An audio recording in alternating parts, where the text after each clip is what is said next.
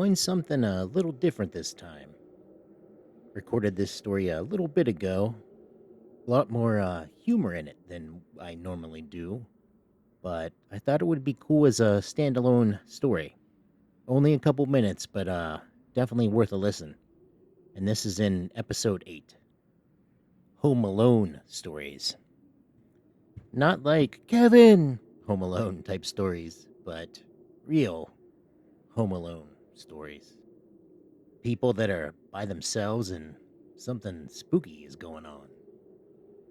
Anyways, here you go. The Thermostat War. Let me start by saying I take great pride in knowing the exact temperature I like to exist in. 72 degrees. Not 71, not 73. Anything outside that range is treasonous. So imagine my confusion when I came downstairs one morning to find my thermostat set to 68.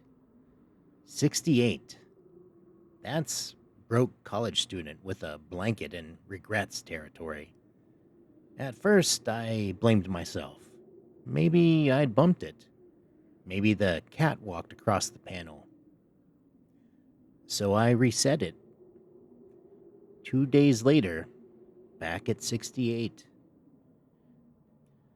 Now, I'm not saying this was an act of war, but let's just say I began sleeping with one eye open. I live alone. No roommates.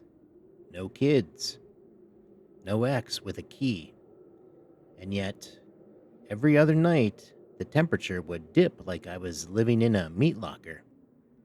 So, I did what any rational man would do. I installed a camera pointed right at the thermostat. It didn't catch much, just a weird flicker around 3:13 a.m. And then bingo, thermostat changed.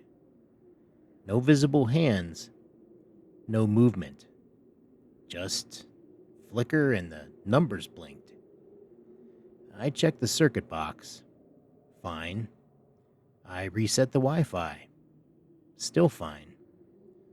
But the next night, the thermostat set itself to 65.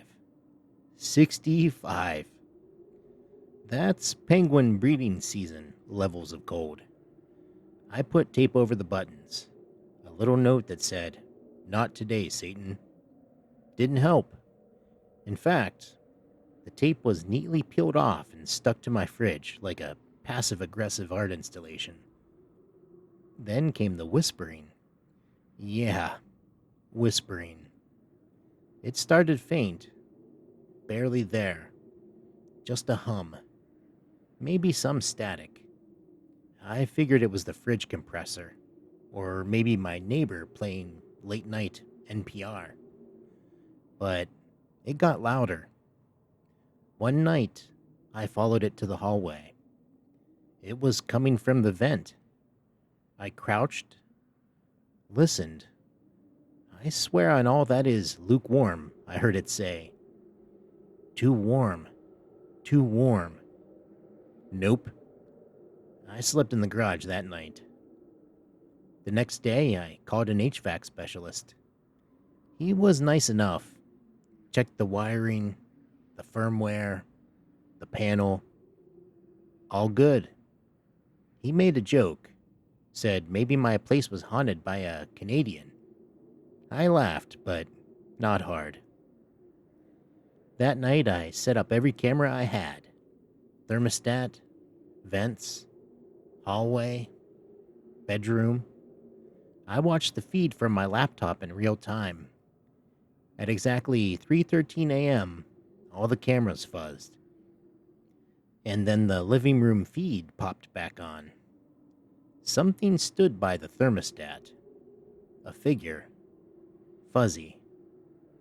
Gray. Like static turned solid. It raised a hand. The numbers dropped to 60. 60. That's survival shelter in Siberia cold. Then it turned toward the camera. No face, just blinking numbers across its head. 68, 67, 66. I shut the laptop, grabbed my coat, and spent the night in the nearest Waffle House. I returned at dawn. Everything back to normal. Thermostat, 72. But taped to the screen was a sticky note in my handwriting. It read, "Compromise or freeze." I haven't touched the thermostat since. We now alternate nights. 72 for me, 66 for whatever that is. It's not ideal, but relationships are about give and take, even with a temperature demon. I ordered a chicken and an egg from Amazon. I'll let you know.